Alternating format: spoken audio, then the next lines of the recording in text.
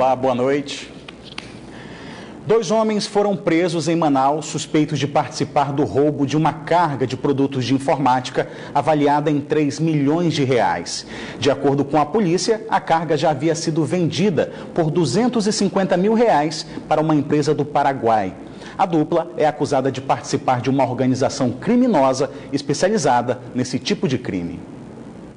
O Idemar Azevedo da Costa, de 31 anos, foi preso na tarde de ontem no Aeroporto Internacional Eduardo Gomes quando se preparava para embarcar em um avião com destino ao Rio de Janeiro. O Idemar é suspeito de chefiar uma organização criminosa especializada em roubos de cargas na capital.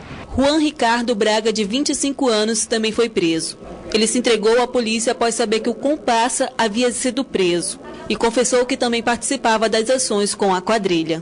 Eles são suspeitos de roubar uma carga de mais de 4 mil microprocessadores de uma empresa do Polo Industrial de Manaus, avaliada em mais de 3 milhões de reais no dia 30 de julho deste ano. Eram microprocessadores que vieram da China e estavam destinados a uma empresa, a Torquato Tapajós, empresa essa que era responsável pela fabricação de microcomputadores, né? E a partir daí nós começamos esse trabalho investigativo. Segundo a polícia, os microprocessadores foram vendidos a 250 mil reais a uma empresa no Paraguai. Essa organização ainda é suspeita de praticar outros crimes parecidos com este. Já há uma investigação na DRF a respeito de outros roubos de cargas, né? Por exemplo, HDs.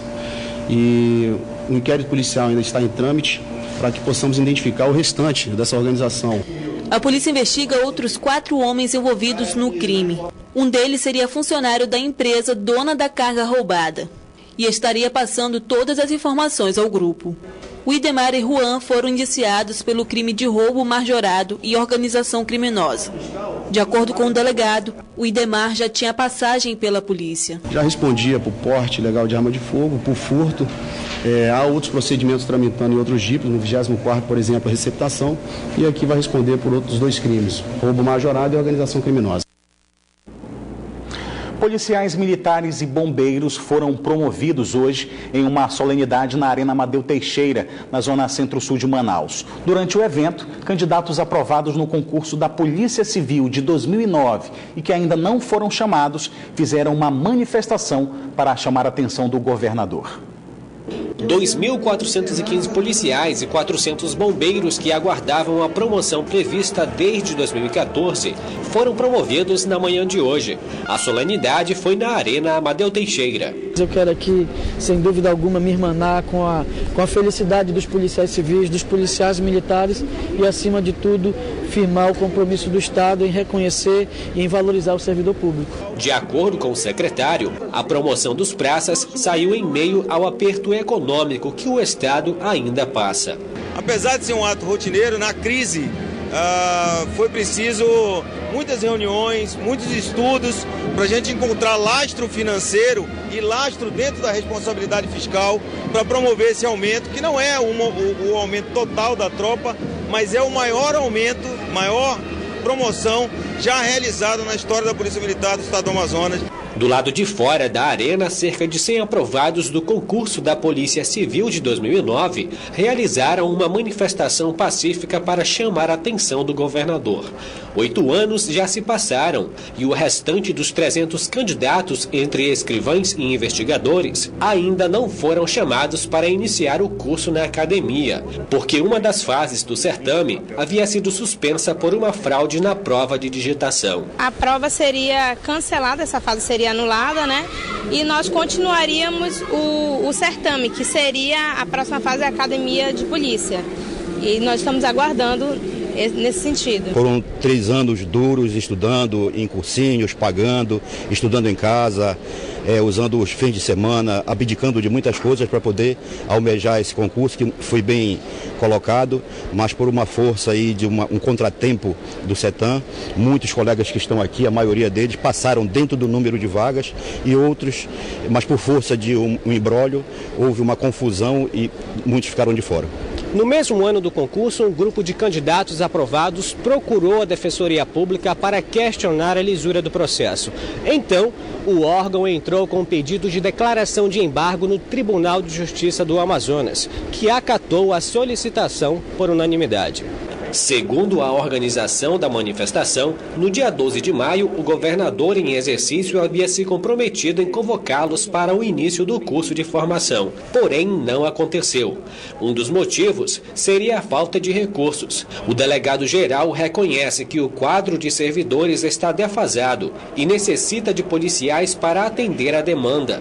Ele se comprometeu a reunir com os aprovados na próxima semana para definir o que será feito. O compromisso que nós temos enquanto gestor da Polícia Civil é no sentido de buscar junto ao governo do Estado a nomeação, haja visto que é um direito líquido e certo deles, ter uma decisão judicial, inclusive até um acordo firmado, o qual nós temos interesse, que sabemos que o nosso quadro é deficitário e nós precisamos com urgência a nomeação desses policiais. Iremos, logicamente, na segunda-feira, lá no prédio da Delegacia Geral, reunir com todos eles no sentido de traçarmos uma meta para buscar junto ao governo do Estado e junto à Secretaria de Segurança a nomeação e, logicamente, a efetivação dos colegas no interior e na capital. O governador disse que entende a preocupação dos aprovados, mas afirmou que o custo para a liberação do curso de formação é alto. Por isso, não deu uma data para resolver a situação deles. Estou dialogando com eles, buscando encontrar um caminho para poder solucionar o problema. É um custo alto e nós temos ali todo um processo, nós temos toda ali uma responsabilidade com relação às finanças do Estado, a lei de responsabilidade fiscal, e é preciso se ter muito cautela, cuidado, serenidade. Eles têm o direito, mas existe uma distância entre aquilo que se quer e o que se pode fazer. E ainda na solenidade de hoje, o governador interino Davi Almeida anunciou 2 mudanças no secretariado. Os 2 novos nomes que vão assumir secretarias no governo de Davi Almeida são Massami Mick, nomeado para o IDAM, e Alessandro Moreira para a Controladoria Geral do Estado. Nós anunciamos o secretário Massami Mick como, na verdade, o diretor-presidente do IDAM, o secretário Alessandro Moreira, que é o secretário da Controladoria, ele vai assumir também, vai absorver a ouvidoria. Só com essa fusão nós vamos economizar em torno de 4 milhões de reais ano, sem demitir ninguém, com relação a essa questão da Controladoria e a ouvidoria. Em visita a Brasília ontem no Ministério da Fazenda, o governador disse que o secretário executivo vai propor um veto ao presidente para articular a deliberação dos incentivos fiscais da Zona Franca de Manaus e mais 300 milhões de recursos para o Estado. Nós fomos até o Ministério da Fazenda e fomos recebidos pelo secretário executivo, Dr. Eduardo Guardia, expressamos a nossa preocupação. Ele conhece do assunto e vai propor, através de um pedido nosso, vai propor ainda na próxima semana o veto ao presidente da República. Nós passamos por uma etapa que foi a etapa do Banco do Brasil, a análise, o lançamento no sistema de toda a proposta do nosso Estado, e agora nós vamos passar ainda por 3 setores dentro do Ministério da Fazenda, e eu pedi celeridade nessa tramitação para que esses recursos possam estar o mais rápido possível nos cofres do Estado. Um homem foi preso em Carauari, no interior do estado, acusado de furtar objetos de funcionários do cartório eleitoral do município. Após dar falta dos pertences, 2 funcionárias chamaram a polícia, que prendeu o Heberson Barros, de 25 anos, nas proximidades do local do crime. O acusado tentou reagir à prisão com uma arma branca, mas foi preso e conduzido à delegacia. O preço da gasolina deve ficar mais caro após a decisão do governo federal, que dobrou a cobrança de impostos sobre os combustíveis. Aqui em Manaus já tem posto com o litro da gasolina a mais de R$ 4,00. Preços mais atrativos como estes estão com horas contadas nos postos de combustíveis. É que o governo federal decidiu nesta quinta-feira que a partir de hoje os preços da gasolina iriam mudar, com o aumento da tributação do PIS/COFINS cobrados sobre os combustíveis. Se os impostos forem repassados ao consumidor, o litro da gasolina deve ficar até 41 centavos mais caro. Mas esse repasse ao consumidor é decisão de cada posto de gasolina. Essa cobrança não tem como o empresário não repassar para o consumidor. um aumento pesado. O representante do Sindicato dos Postos de Gasolina do Estado do Amazonas ainda diz que a medida vai atingir não só o consumidor, mas as empresas também. No meu caso, que cada posto faz a sua composição de preço. No meu caso, a partir do momento que eu comprar um novo produto que é hoje, o preço que a distribuidora me passar, eu infelizmente vou ter que repassar para os meus consumidores. O governo afirma que o reajuste foi necessário para tentar equilibrar as contas públicas do país. Mas o consumidor não está nada satisfeito com a decisão. O governo acabou sem dar um tiro, acabou com a população sem dar um tiro em ninguém. Porque esse aumento aí vai afetar o país inteiro, não é verdade? E o poder de compra do povo, para ter o mantimento na sua casa todos os dias com seus filhos, a educação, eu sou o que estou prejudicado. E agora vamos conferir a previsão do tempo para este sábado em Manaus e em alguns municípios do interior do estado. Em Manaus, o tempo fica ensolarado. As temperaturas variam entre 24 e 32 graus. Em Amundá, a previsão é de muitas nuvens com chuva fraca, mínima de 24 e a máxima de 33 graus. Em Novo Aripuanã, a previsão é de sol com poucas nuvens. As temperaturas variam entre 24 e 35 graus. E no município de Apuí, a previsão é de muitas nuvens com possibilidade de chuva, mínima de 25 e a máxima de 33 graus. A partir de amanhã, vão restar apenas 15 dias para a realização da eleição suplementar para o governo do Amazonas. E um dos artigos do Código Eleitoral diz que os candidatos, a partir desta data, não podem ser presos. Gabriela Moreno. A partir deste sábado, os candidatos ao governo não podem ser detidos ou presos, exceto por ato em flagrante. Essa medida vale até 48 horas após a votação marcada no dia 6 de agosto. E quem vai dar mais detalhes é o Valdinei Siqueira, secretário judiciário aqui do TRE. Secretário, por que existe essa medida? Bom dia a todos. Essa é uma garantia constitucional de liberdade de expressão. Nenhum candidato pode ser preso, a não ser em flagrante delito ou por condenação criminal com trânsito em julgado, 15 dias antes da eleição e até 48 horas depois. Assim como os eleitores também 5 dias antes da eleição não podem ser presos ou detidos, com a mesma exceção, só se ele for preso em flagrante delito ou por condenação criminal com trânsito em julgado. Isso é para garantir a liberdade do voto. E se houver segundo turno, também vai funcionar a medida? Exatamente. Se houver segundo turno, a garantia se aplica também ao segundo turno. Muito obrigada pelas informações. Gabriela Moreno, para o Band Cidade. Olha, já os eleitores que vão votar em Manaus nas eleições suplementares ao governo do Amazonas poderão não ter direito ao benefício da gratuidade no transporte coletivo no dia 6 de agosto, dia da votação.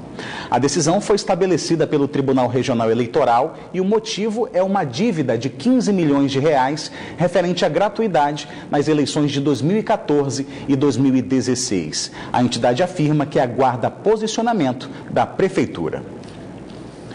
Policiais do 8º Batalhão da PM em Tabatinga fizeram uma revista na unidade prisional do município e encontraram dezenas de objetos proibidos, como cordas, celulares, barras de ferro e armas brancas.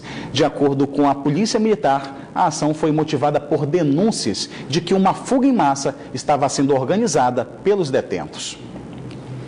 E a Secretaria de Estado, Juventude, Esporte e Lazer, a SEGEL, informa que foi comunicada pela Federação Amazonense de Vôlei, via Confederação Brasileira de Vôlei, que a data de início da venda dos ingressos para o amistoso masculino de vôlei entre o Brasil e os Estados Unidos sofreu alteração. Ao invés de segunda-feira, dia 24, os bilhetes estarão à disposição do público a partir da terça-feira, dia 25, das 10 horas da manhã até as 6 horas da noite, na Arena Amadeu Teixeira, local da partida, que vai ser realizada no dia 15 de agosto. Os ingressos variam de R$ 40 a R$ 100. A Ordem dos Advogados do Brasil, Regional Amazonas, e a Associação Amigos e Defensores da BR-319 se reuniram com os candidatos ao governo do Estado. Na ocasião, os candidatos assinaram uma carta compromisso. A A carta traz 4 tópicos nos quais os candidatos ao governo do Amazonas se comprometem em ser os porta-vozes da luta pela pavimentação definitiva da BR-319, que liga Manaus a Porto Velho.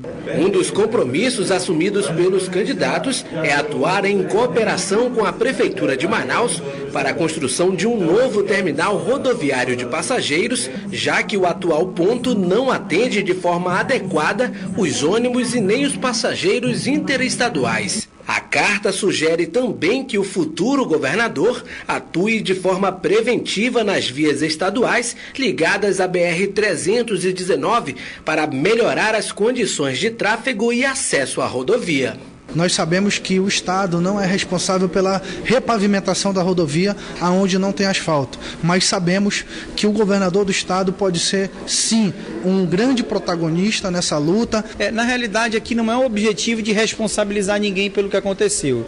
A verdade é que nós temos aí uma estrada, muita gente trata essa estrada como se ela não existisse, mas ela existe. Então, assim, não se trata de um projeto absolutamente novo, né? As licenças ambientais já existiram em algum momento e a questão é a questão da recuperação da estrada e queremos esse compromisso. Este mês, as máquinas voltaram a trabalhar na BR-319, no trecho mais problemático da rodovia. Quem utiliza a estrada sabe que a manutenção é necessária, mas não é suficiente. Não é suficiente. Nós pretendemos que ela seja pavimentada, né? A luta é para isso, que ela seja pavimentada. Então, mesmo assim, a gente já está contente porque voltou o tráfego, os ônibus de linha já começaram novamente, né? Apenas 4 chapas que concorrem ao governo do Amazonas assinaram a carta compromisso.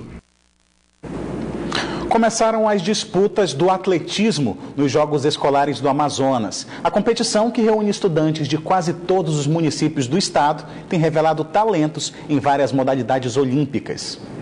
Mauro Rimagem, campeã olímpica no salto em distância. Thiago Braz, campeão olímpico no salto com varas. 2 atletas consagrados no atletismo. Mauro Rimagem e Thiago Braz são exemplos de atletas revelados em competições de base, como os Jogos Escolares do Amazonas, que reúne estudantes de vários municípios do estado.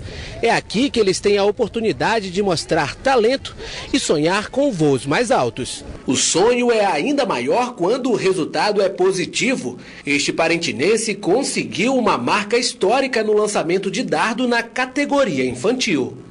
Foi 44, primeira vez que eu supero ela. Buscar o meu melhor, mas Deus quiser eu bato 50. Dos Jogos Escolares, né, surgem muitos atletas para representar o Amazonas nos Jogos Brasileiros.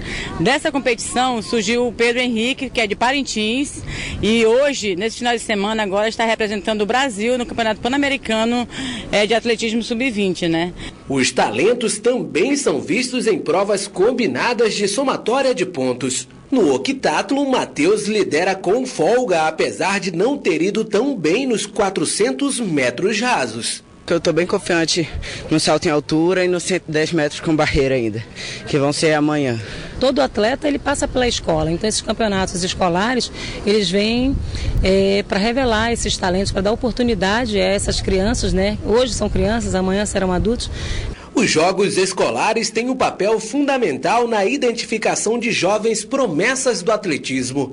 E olhe bem para o rosto desses garotos, porque daqui a alguns anos eles poderão ser a nova cara do esporte olímpico brasileiro, assim como o velocista amazonense Sandro Viana, que saiu das pistas da Vila Olímpica para brilhar mundo afora.